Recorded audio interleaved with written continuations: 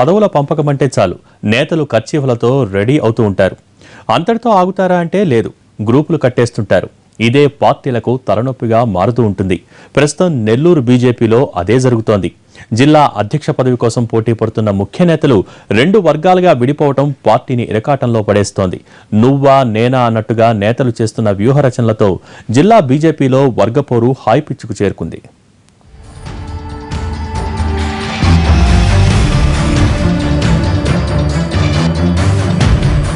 నెల్లూరు జిల్లా కమలం పార్టీలో జిల్లా అధ్యక్ష పీఠం కోసం నేతల మధ్య జగడం మొదలైంది. పదవి కోసం బీసీ, ఓసీ సామాజిక వర్గానికి చెందిన 2 సీనియర్లు పోటీ పడుతున్నారు.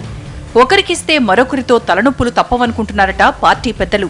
ఈ పదవి ఎవరికి కట్టబెట్టాలనే అంశం పార్టీకి పెద్ద చిక్కుముడిలా తయారైంది. ప్రస్తుత బీజేపీ జిల్లా అధ్యక్షుడు సురేందర్ రెడ్డి పదవీకాలం ముగియనుండటంతో వచ్చే నెల మొదటి వారంలో జిల్లా కొత్త అధ్యక్షుడిని ఎన్నుకునే అవకాశం ఉంది.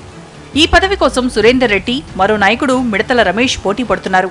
3 దశాబ్దాలుగా బీసీలకు అవకాశం లేదని ఈసారి ఛాన్స్ ఇవ్వాలంటూ బీసీ నేత మిడతల రమేష్ పట్టుబడుతున్నారట. సురేందర్ రెడ్డికి సీనియర్ నేత కర్నాటి ఆంజనేయ రెడ్డి మద్దతిస్తే మిడతల రమేష్తో నన్నపురెడ్డి సురేష్ రెడ్డి దోస్తీ కట్టారు.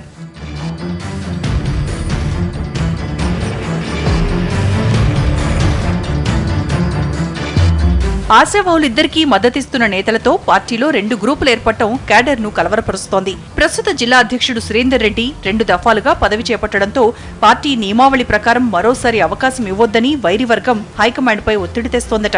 పైగా బీసీ కార్డును తెరపైకి తెచ్చి పదవిని పొందాలని మిడతల రమేష్ వర్గం స్కెచ్ చేస్తోందట. 5 ఏళ్ల క్రితమే రమేష్ కు హైకమాండ్ హామీ ఇచ్చిందని, ఇప్పుడు పదవి ఇవ్వాలని అంటున్నారట.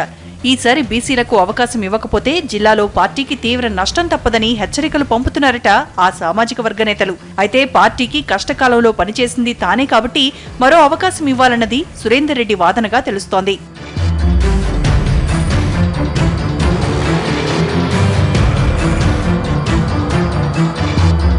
ఎవరెలాంటి లెక్కలేసినా జిల్లాకు చెందిన కేంద్ర మంత్రి వెంకయ్యనాయుడు మాటతోనే పేరు ఫైనల్ అవుతుందంటున్నారు. ప్రస్తుతం వెంకయ్యనాయుడు కేంద్రంలో బిజీగా ఉండటంతో ఇక్కడి పార్టీ వ్యవహారాలపై దృష్టి పెట్టట్లేదంటున్నారు.